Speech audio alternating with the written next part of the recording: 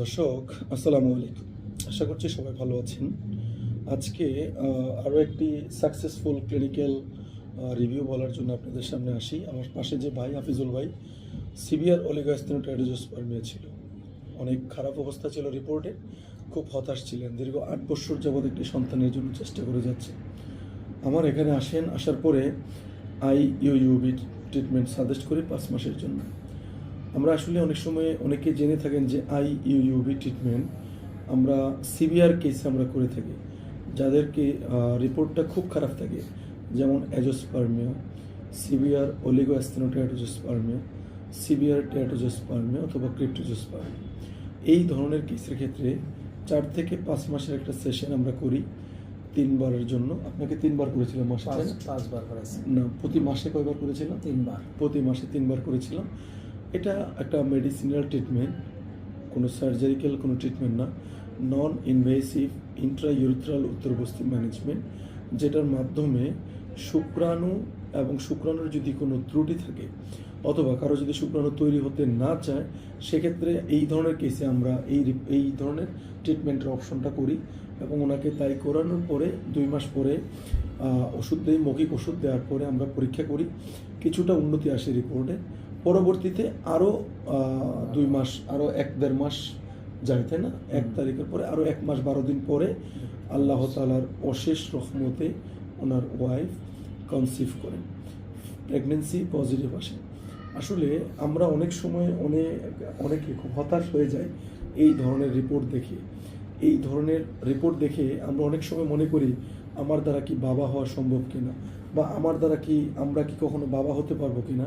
এটা মনের ভিতরে কোশ্চেন হয়, কারণ নানান কুসংস্কার এবং চিকিৎসার নানান জটিলতার কারণে অনেকের মনে এই ধরনের প্রশ্ন তৈরি হয়ে যায়।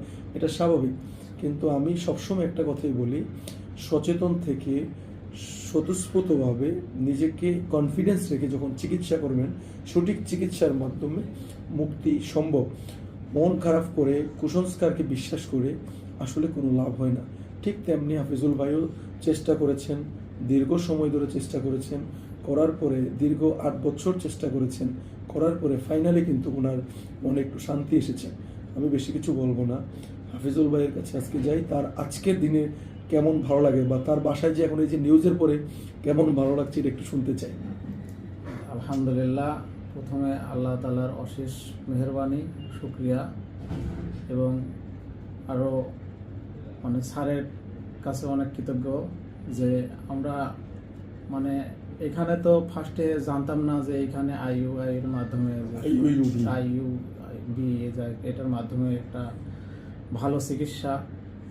তো আমাদের ওইখানে যে ফতুল্লাহ স্টেডিয়ামের ওইখানে এক ভাই ছিল, উনি আগে চিকিৎসা হয়েছিল, তো ওইখান থেকে জানতে পারলাম, তারপর মোবাইলের মাধ্যমে আমরা জানতে পারি।